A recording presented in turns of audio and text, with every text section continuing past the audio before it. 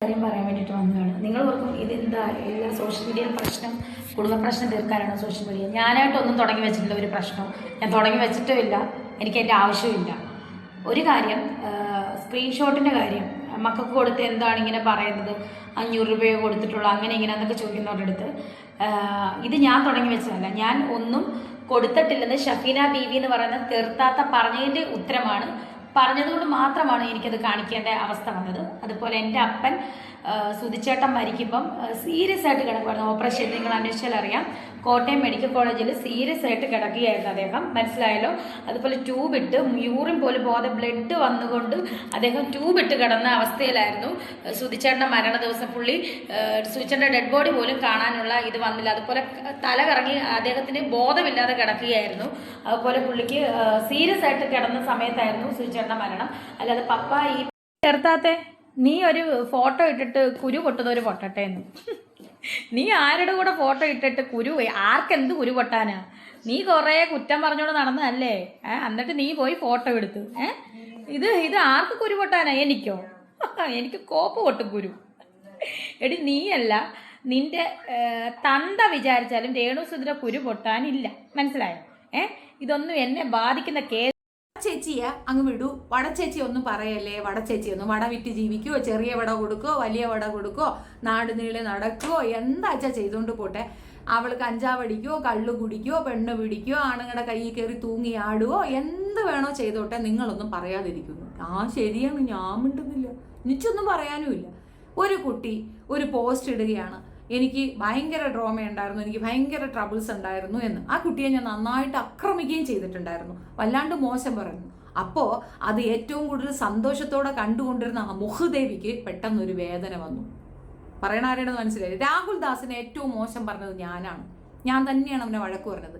പെറ്റമ്മയെ അല്ലെങ്കിൽ നിന്റെ വളർത്തമ്മയെ വിറ്റ് ആ പൈസ കൊണ്ട് ജീവിക്കാൻ നിനക്ക് നാണമില്ലേടാന്ന് ചോദിച്ചത് ഞാനാണ് അവനോട്. ചെറുക്കം കയറി എന്തെങ്കിലും ചെയ്തു കഴിഞ്ഞാൽ എനിക്ക് വിഷമം ഉണ്ടാകും എന്നുള്ളത് കൊണ്ട് ഞാൻ ആ കുട്ടീനെ ഒന്ന് പോയി കണ്ടു. അതൊരു വലിയ കുറ്റമാണോ? അതിനാണ് ദേ ഈ തെറി വിളിക്കുന്നത്. തെറിച്ച് ഇതാ കിടന്ന് കരയുന്നുണ്ട്. തെറിച്ച് കരയടി. നീ ഒരു ഫോട്ടോ ഇട്ടിട്ട് കുരു പൊട്ടുന്നവര് പൊട്ടട്ടെ.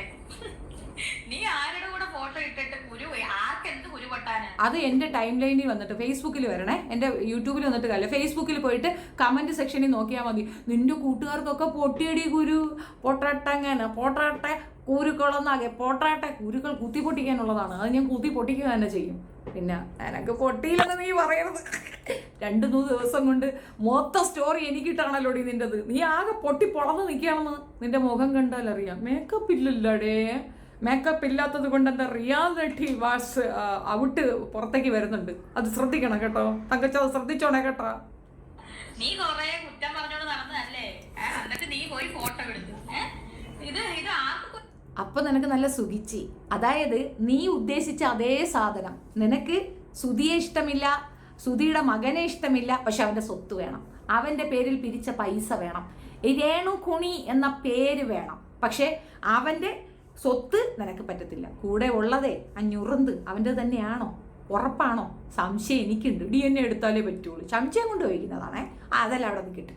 ഈ പറഞ്ഞ കണക്ക് എനിക്ക് കുരു പൊട്ടിയിട്ടില്ല എങ്കിൽ നീ ഇപ്പം കിടന്ന് തിളയ്ക്കത്തില്ല. അത് മാത്രവുമല്ല, നിനക്ക് ആ കുട്ടിയെ ഞാൻ പറഞ്ഞുകൊണ്ടിരുന്നപ്പം ഭയങ്കര സന്തോഷമായിരുന്നു. നിന്റെ കെട്ടിയവനെ പറഞ്ഞപ്പോഴും ഭയങ്കര സന്തോഷമായിരുന്നു. പക്ഷെ നിന്റെ ചേച്ചിയെ പറയുമ്പോഴും നിന്റെ അച്ഛനെ അമ്മയും പറയുമ്പോൾ ഭയങ്കര നൊമ്പല. അതെന്തടി? എന്തോ സംതിങ് നിന്റെ സാധനം അവറ്റളയിലുണ്ട്. അല്ലെങ്കിൽ നീ ഇങ്ങനെ അടി മുതൽ മുടി വരെ ഇങ്ങനെ വിറച്ച് നിൽക്കത്തില്ല അവറ്റളോടെ. സത്യം പറയടി. അതുകൊണ്ടല്ലേ നീ നിനക്ക് വേണ്ടി എന്ന് വിചാരിച്ച് ആ ചെറുക്കൻ്റെ വീട് നിനക്കായി നാട്ടുകാർ കെട്ടിത്തന്നപ്പോൾ അതിനകത്ത് തങ്കൂനെയും തങ്കൂൻ്റെ പെണ്ണുമ്പുളയെയും തങ്കൂൻ്റെ കൂടെയുള്ള തങ്കൂൻ്റെ ജോലിക്ക് പോകാത്ത മോളെയും മരുമോനെയും ഒത്തുവെച്ചോണ്ട് ഈ പരിപാടി എത്രയും കാണിക്കുന്നത്. അതുമാത്രമല്ല, ആ മറ്റേ പയ്യൻ എന്തോ പറഞ്ഞപ്പം തങ്കൂൻ്റെ മോളെയല്ലേ പറഞ്ഞത്, നിനക്കല്ലല്ലോ. നിനക്കെതിരെ കേസ് കൊടുക്കാൻ പോലും ഒരു പട്ടിച്ചാത്തനില്ല. പക്ഷെ